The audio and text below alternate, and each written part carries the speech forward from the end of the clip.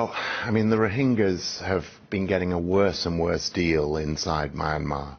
There are 700,000 odd of them, Muslims in a majority Buddhist state, and Buddhism in Myanmar, for various complex reasons, has gotten rather radicalized. It's typically a very liberal, tolerant faith, but some tough monks and changes in the political context of the country have really combined to mean that this group, who've never had a good deal in the country, have felt more threatened, more marginalized, more discriminated against in recent years than in the past.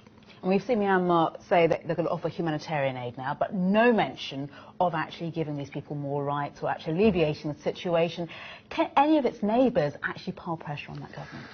It is very tough because Myanmar's never even accepted that this is a group with long roots in the country. They claim they're recent Bengali migrants, and some of them did come in during the period of British rule when these adjacent territories were managed together by the British, but some of them come from much further back, historically centuries back, and so the fact that now they're being denied political rights, that in the recent census they weren't even allowed to identify themselves as Rohingya, means that it's very problematic to see where the political solution is going to come from, and yet without it this will remain a running sore in the region. There are many hundreds of thousands left who may follow these if there isn't a solution. On all of which puts Malaysia and Indonesia in a very tight spot, doesn't it? Because they have said they'll give them temporary shelter to those people who are stuck at sea, and that, of course, is invaluable in saving lives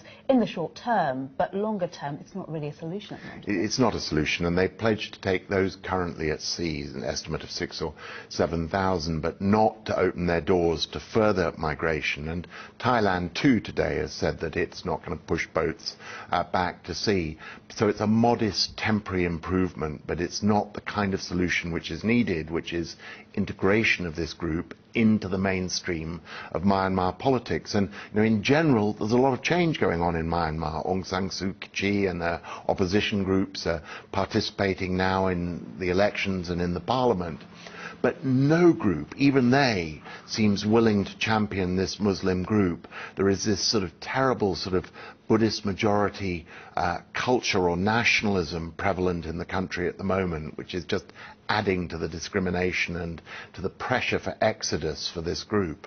And at the same time, we know that the US Deputy Secretary of State is to visit the area. Can you see international pressure being applied and actually listened to in that sense? I hope so, but the trouble is that some of those who usually seize the moral high ground and get into the pulpit on this, like we Europeans, we're very good at doing that, haven't exactly got a spotless record ourselves at the moment in terms of migrants crossing the Mediterranean, and indeed the US with its problems coming across from Mexico and Central America.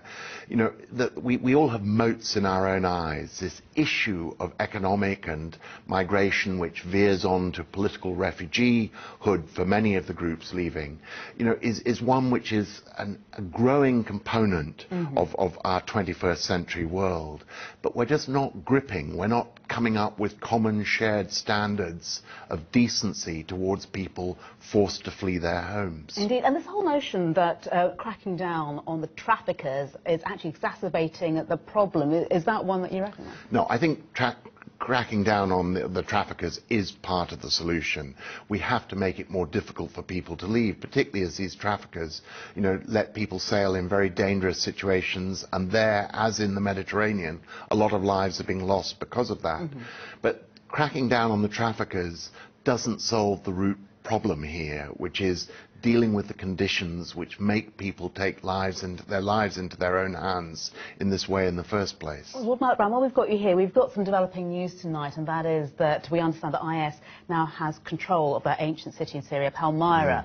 Lots of fears in recent days that this could happen. It now sounds like, unfortunately, it has fallen. What's your reaction to that? Well, this is again an issue which is not being gripped and dealt with properly. We've limited ourselves to air attacks. We have no political strategy for dealing with the Shia-Sunni divisions in the region which have fed this and in a sense been the handmaiden or the midwife of the the creation of IS. And now we're paying a terrible price for air attacks plus absence of political strategies. So we're neither effective militarily in containing IS and absolutely lack any way of politically trying to redress the kind of recruiting components that have made IS happen. So another example, sadly, of a slightly undermanaged, out of control world at the moment. A very tragic